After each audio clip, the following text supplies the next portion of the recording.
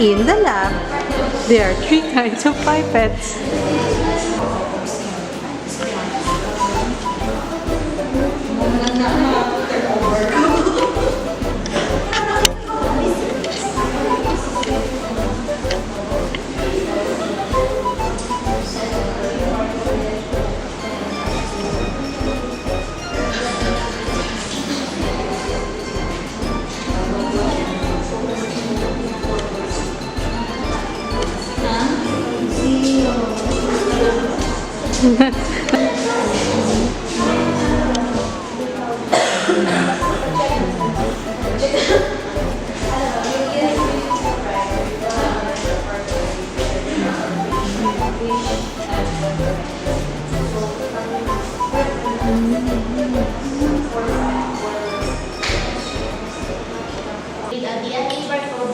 Lecture and then constructing a phylogenetic tree.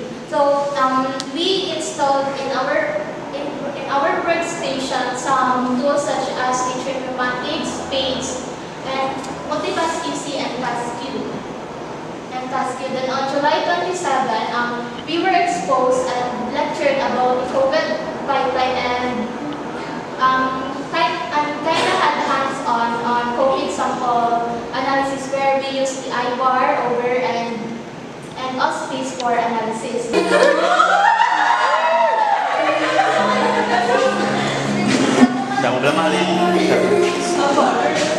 Alright. So this is already a compliance as a three short paragraphs. A word that can either be a noun or a verb, but is traveling itself as a noun throughout our internship courses. It started as a line of fancy and ended as a flight of stairs. The us, the 1 month ago, would have never thought of growing so much. Individually and professionally. Thus, we are deeply honored and grateful for the opportunity to serve as an intern at this esteemed and dynamic institution. Since receiving the acceptance email to the day we stepped into this building, we have eagerly anticipated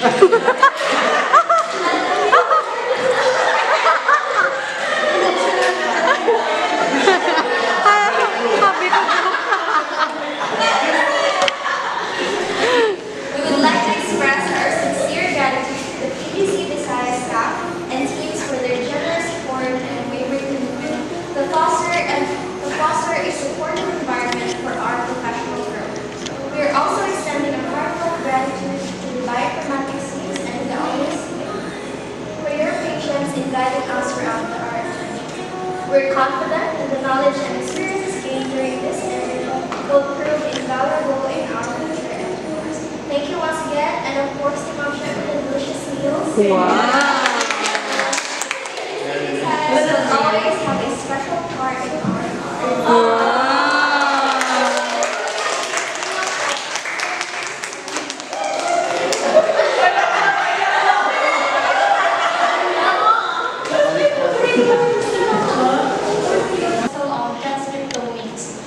If it sparked a new interest in me, then clear career path and academic endeavors. The bioinformatics class of the lectures we had, all the skills we developed, even though it's not, we're not yet at the mastery level. I think it helped everything I've learned of figuring out what you really want in the future, especially me.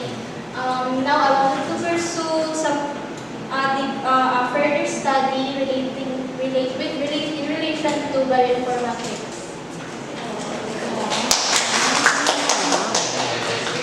So as computer science student, since first year, I really manifested bioinformatics, but nasa ano pa siya namin, nasa electives sa computer science, but it was removed since wala na si Ma'am Ami. Yeah, so that's why I equipped myself with knowledge with Science 10, Science 11, and as Ma'am Renalyn Dela said, na if you really wanted to pursue bioinformatics, you need to equip yourself with the knowledge with shell scripting and with the Linux command. But as busy na, I wasn't able to really familiarize myself.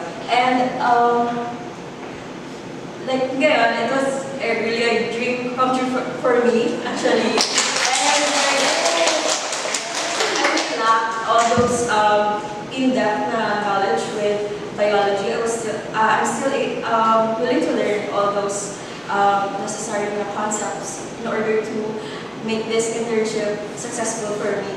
And also, upon working here, upon being an intern here, I was able to discover the career opportunities in terms of server and database management. So, as Dave said, we have a lot of data, but we don't know how to manage it. And I think, as personal opinion, is about the database management, that we have yung parang database na store ng lahat ng information, since lahat ng is na-upload sa NCBI and Genva. So I think it would be a better asset for us here in PGC. And also, I also noticed the code reusability, optimization, and scalability. So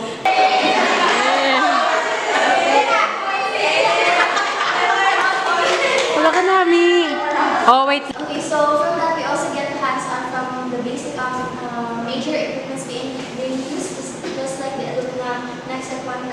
We get the load from the observation, and from there we also get to observe the PCR process and everything, and that's pretty much for everything for week 1. Bioinformatics team, along with us, the bioinfo interns, nag-prepare for the upcoming na bioinformatics na training on Wednesday to Friday.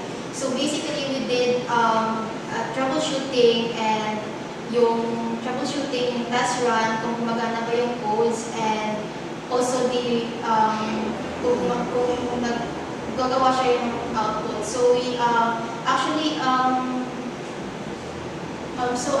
it's a good thing na nag-troubleshoot kami, kasi we did encounter an error on one of the codes sa bioinfo script, because hindi siya na-create nung output. So yung problem was immediately fixed.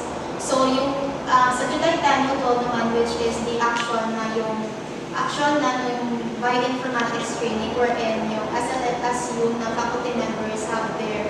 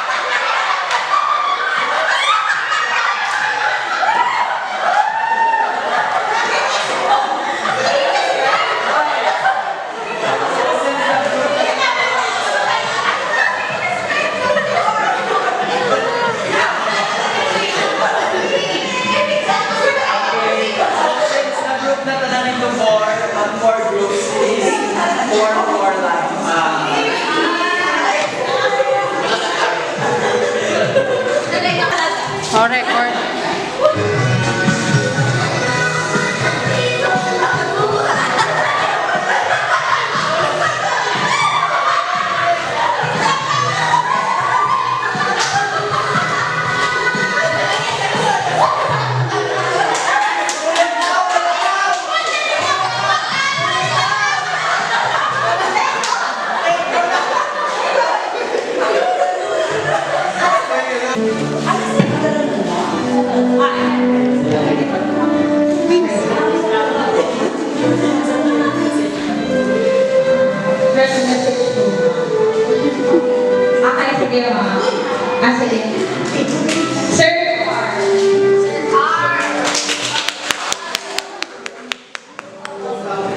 Thank you, sir. Ma'am Jasmine. Wow.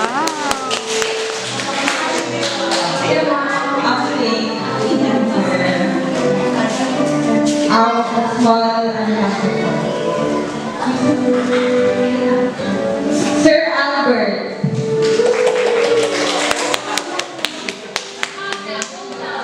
Suma, love it.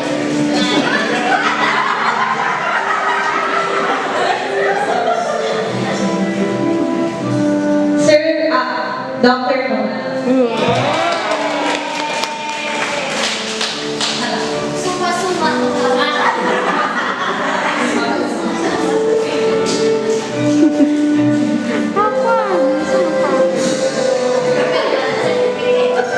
Ma'am Nadine.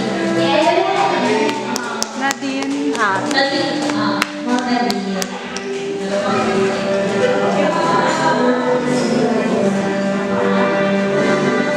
Sir Stephen Mark. Cum laude.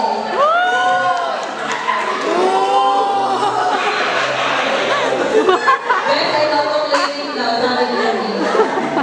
Thank you, sir. Isaya sa ako.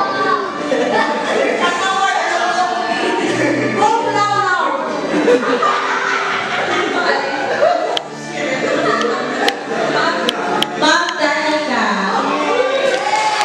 Magna cum laude.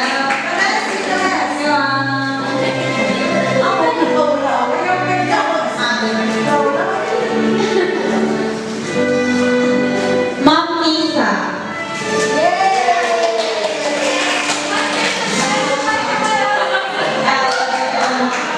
Manifest na yan, ma'am.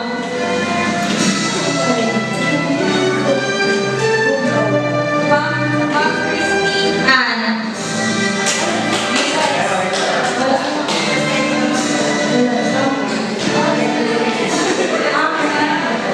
Ma'am Dayan.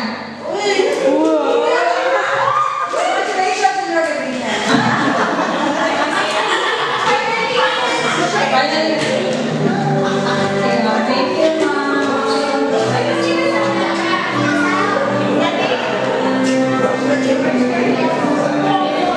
Claire.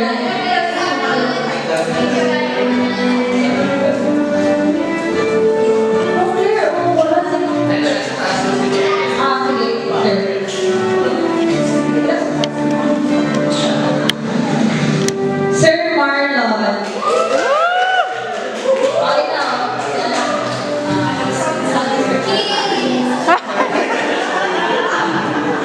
God. Ma'am Carmel. Actually, si Sir, nakita kami ni Sir Carmel kanina sa rooftop, gumagawa nito. Kaya hindi. Ma'am Cheryl.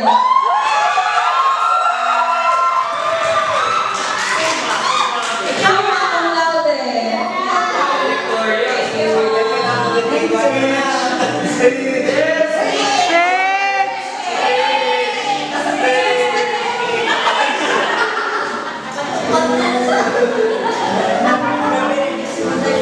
Ma'am Ann.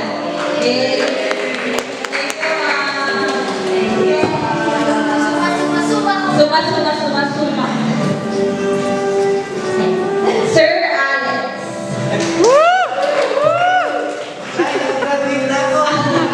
Thank you, sir.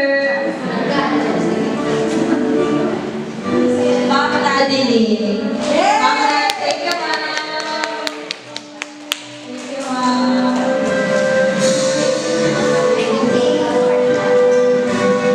Ma'am Tin, Christine Marie. Thank you, ma'am. Thank you, ma'am.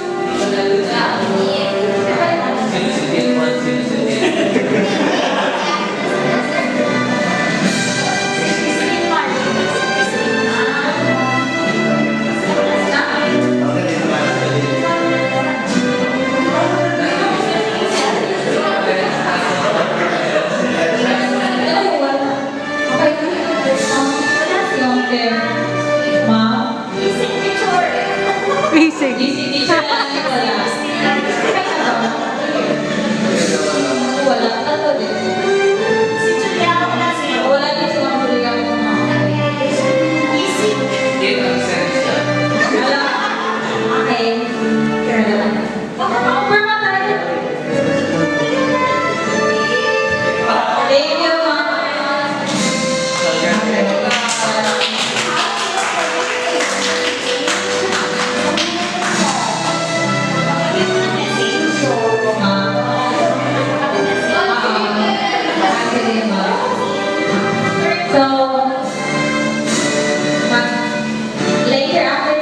program po, pwede po kayo maglagay ng short message po dito para Thank you, ma'am. So, next part of the program is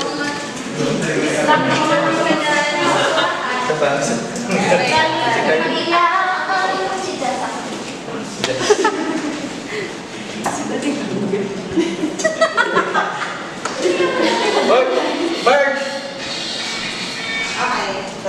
Ano po, ang phone ko na lang yung gagawin.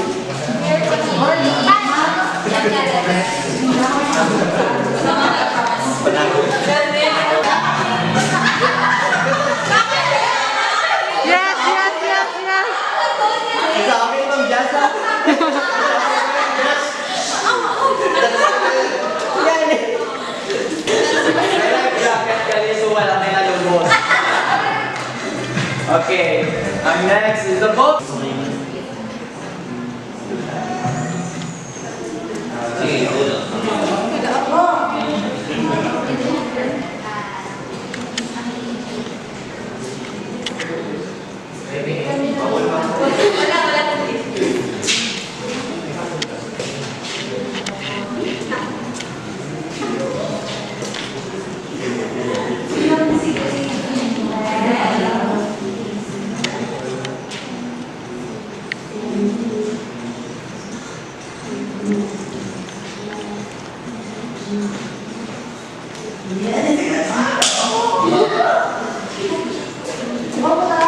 Grabe ito.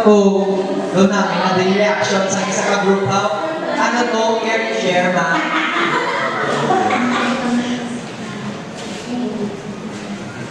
If done lang isa ka group, just keep it tanay, keep lang, i-check lang na it, i-check ko din lang.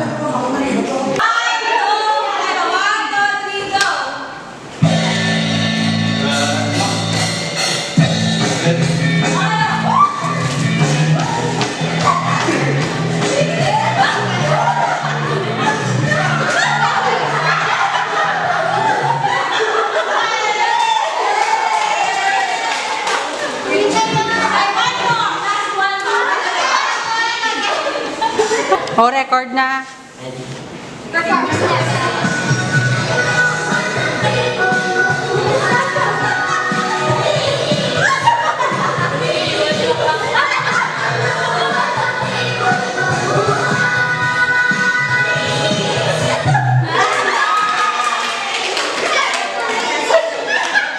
Maria na, may ako.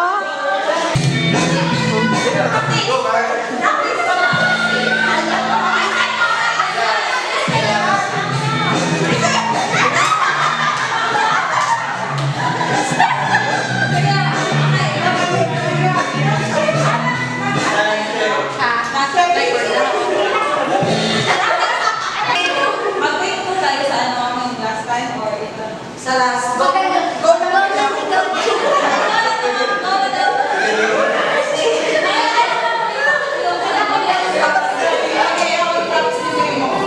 Practice, practice.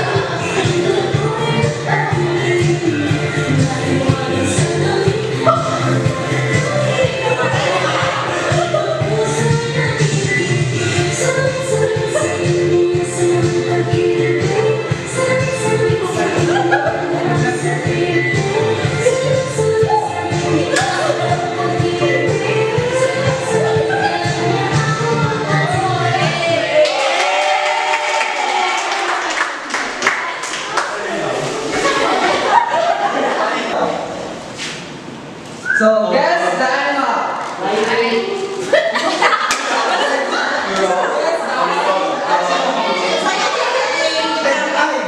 Oreo. Kay Common yung lang. Ulitin mo yung mic tapos sunod. Ano buwak? And...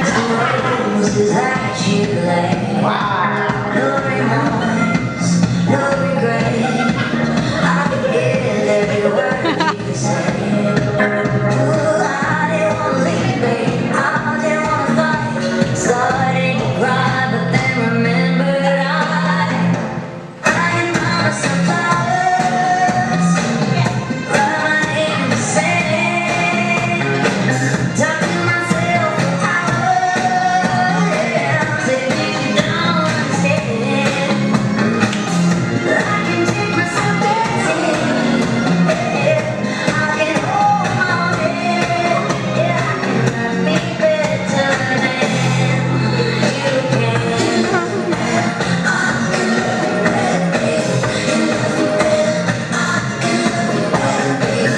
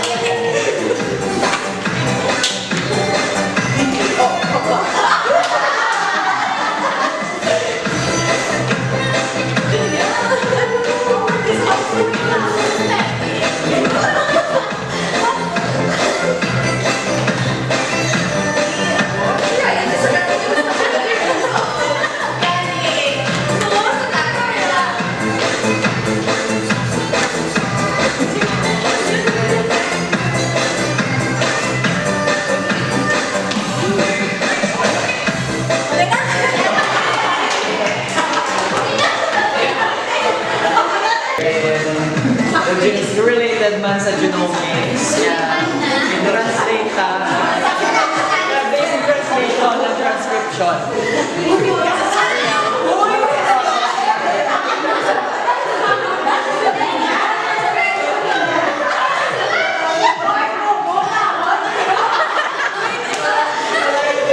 You know the process ang sequences, DNA sequences i-transcribe into RNA, and then from codons, i-translate to letters. So that's what we do now.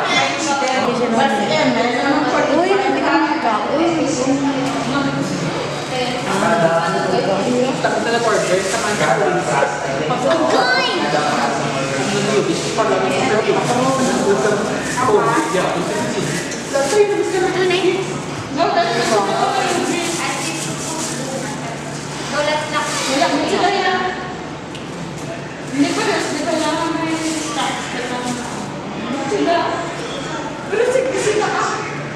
Ang banang hindi kasama na sa ang kwarta nila sa 3D. Kung na-produce nila pa 3D. Pag-regular, maybe. Kaya ang ganun ko din ang nila sa kwarta. May stock sila. Kaya man doon dito sa mga para sa mga legal. Plastic stick. Tani, guro, at Maganda. Tapos, imagine na, madonate sila. Then, at the same time, nila wala,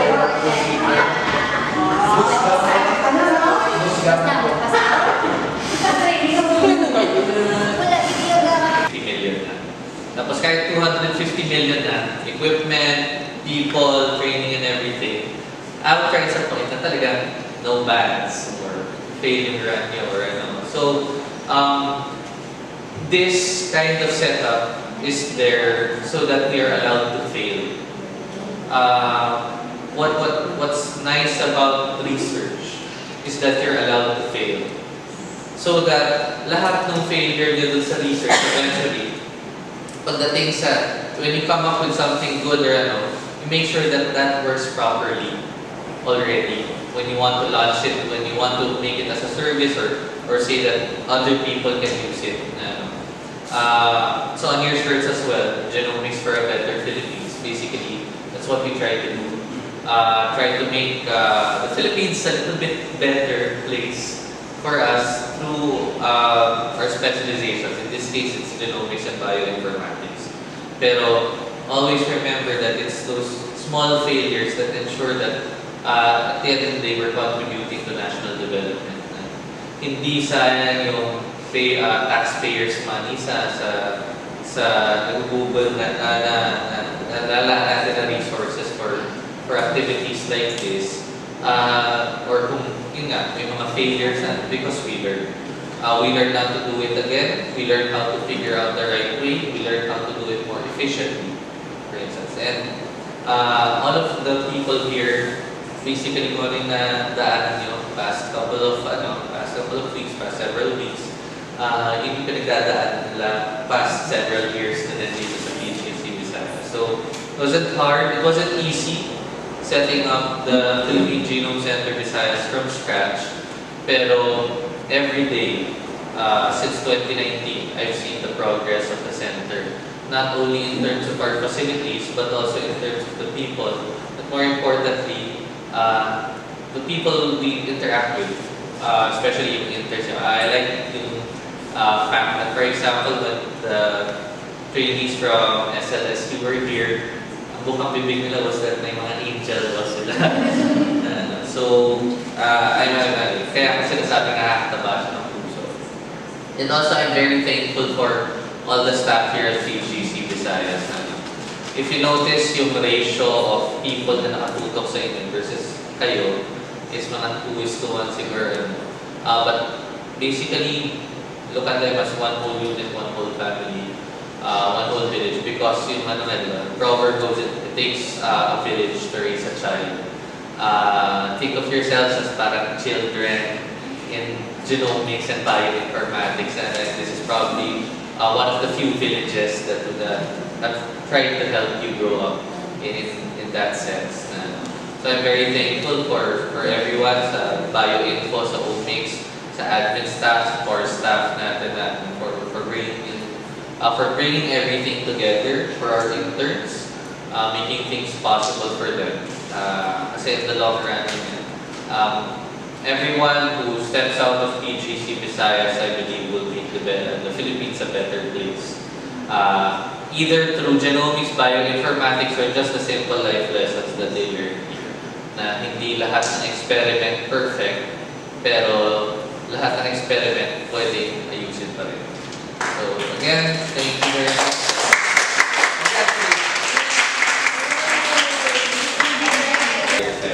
And it was nice to know that, as what Julia noted na parang even among yourselves as interns, parang, for example, sa bioinformatics, na-share ng bioinfo team yung knowledge na gain within others. And one thing that I hope is that when you go back to West Visayas State University, kung ano man yung natutunan nyo dito, you share it also with your peers. Kasi I think that's one of the gauges if whether PGC Visayas is staying true to its mandate.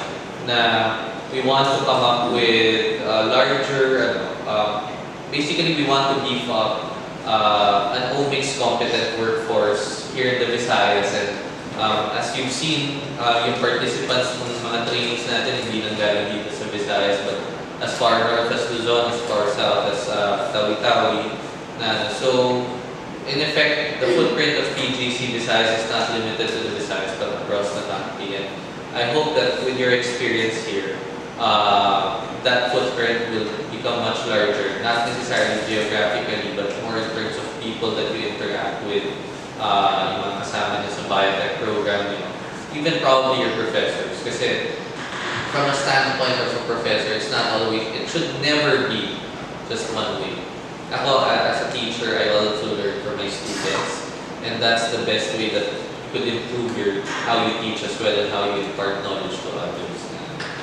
I'm also happy na yung nakuha kong character is si Stitch. And I remember kasi the way I treat, or the way I see the Philippine Genome Center Visayas, it's like family also. And it's nice that medyo that family is growing with each group of interns that work with us. And as Stitch would say, mukha nang sa paano ko.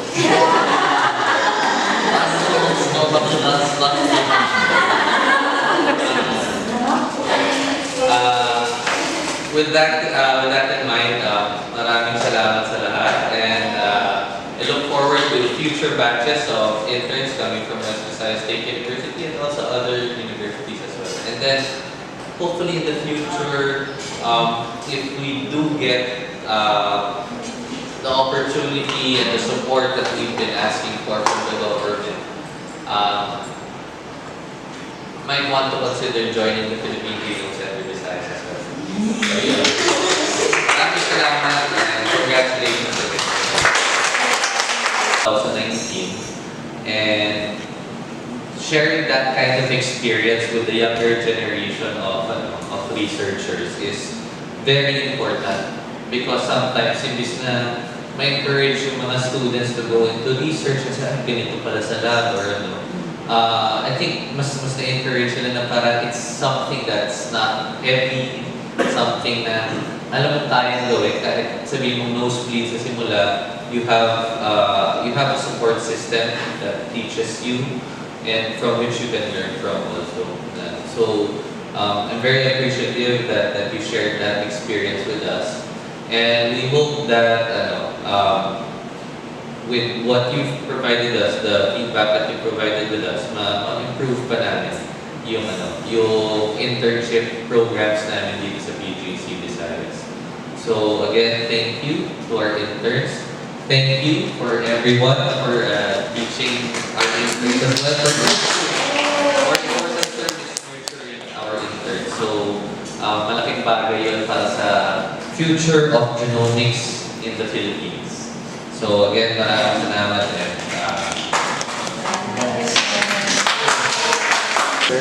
ng wet lab preparation ninyo.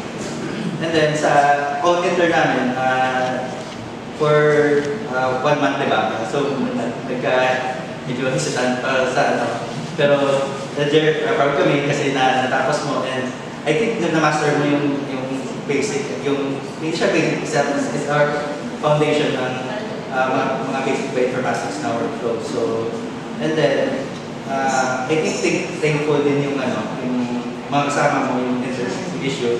While kasi 3 days lang yung bioinformatics training nila, ikaw mismo yung nag-guide kasi sa training namin sa'yo for a month, na-master mo na yung bioinformatics, and then na-transfer, ikaw training mo yun sa mga kasama. Kahit 3 days lang yung nalat sa kanila, di ba? Big help yung sa training na si Jerry for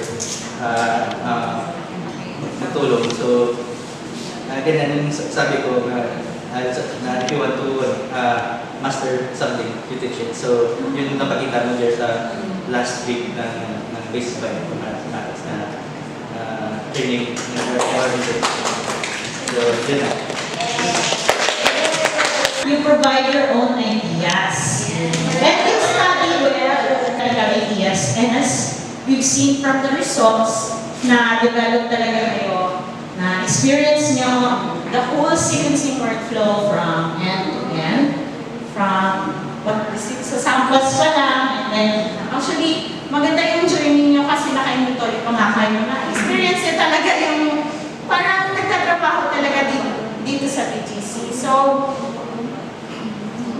Wala nang microphone. So, as from the lab, with all the SREs and the rest of the team, thankful din kami that we got to experience. You know, we learned also from being part kami nung journey nyo dito, and we look forward na alam ko namin may succeeding pa tayong collaboration.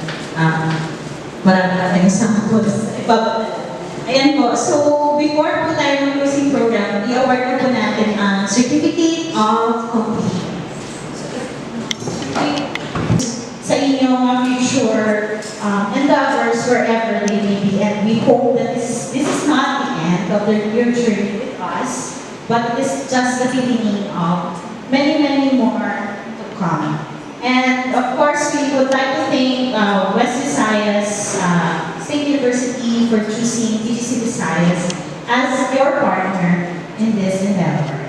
Good morning, everyone, and thank you once again. Good afternoon, everyone. Ang masasabi ko lang with this closing is that nakakataba siya ng puso. So it's the third year that we've been doing this. And every year during the culminating activity, parang gets better and better. Things are farewells, and then the Omics Lab boys would like to thank Marge, Hans, the other Magnans, and then third us, I would like to extend our special thanks to the Bioinfo Lab teams from Julia, Mr. Albert, and so basically, I think we all share the same sentiments, and we think that it's been an amazing opportunity to spend the whole 4 weeks here in Davao. I'm not sure about them because I think sanay naman sila mag-board. Like once sila like the city. Pero for me, it was my first time boarding here. So it's a faraway place, it's very unfamiliar. But I feel like, it feels like a home being all the way. Yes. And so we learned a lot thanks to the guidance and supervision of every single staff member and supervisor here in PGC. And we can ask for a better second rotation. And we really, really mean that from the bottom of our hearts. It was very intimidating because, I mean, it's the Philippine Genome Center steps. So it was a very intimidating and sort of like the pressure was almost there. It's just, it was like, we were the first representatives from West, specifically Biomed, so West, to spend an OJT or internship here at PGCP. But thanks to everyone's help and all of your guidance, we can say that we came out of the 4 weeks with a lot of new learnings and a lot of wisdom that we can't wait to apply to our professional careers. Hopefully someday. Or if never soon, when we become masters, we'll manifest. Yes, that's really nice. So thank you, everyone. Julia, Natalie, and Sir Carl helped us out with this. So this was our very first foray into coding and bash scripting. So sakit siya sa ulo. Pero okay. Okay, Wednesday. Okay, so on the third day of the first week, we had a run-through as well as practice for the standard pipeline that we will be running. And then we also had a hands-on exercise for this. So, Thursday, we did DNA barcoding, thank you, Sir Albert, as well as downstream analysis, phylogenetic tree building on Lenga, and a hands-on exercise for all of you. So basically, we started out this day with like a PowerPoint presentation, basically a tutorial on DNA barcoding and sort of a crash course before we went on with the hands-on exercise. So and then for Friday, because it was a half day, we basically just spent the entire morning looking for the journal articles that we would be presenting and discussing for the next week. So yeah. So for week 2, we did a run-through and discussion of the COVID-19 pipeline. So for all of the COVID-19 samples and the sequence, there is a PGCB. We basically got to discuss the flow, the the general flow of the process before observing how it was run. So very, very cool. And then on Tuesday, dry run, ang bioinfo team, with the 16S metagenomics training that was held last week. So yes, and then we also helped out with Are really valuable. Next, may I call on Ms. Francine Denise Palomar to give the messages on behalf of all of us. On Thursday, we were supervised to perform PCR and perform gel electrophoresis. And also, we were trained in gel documentation and annotation.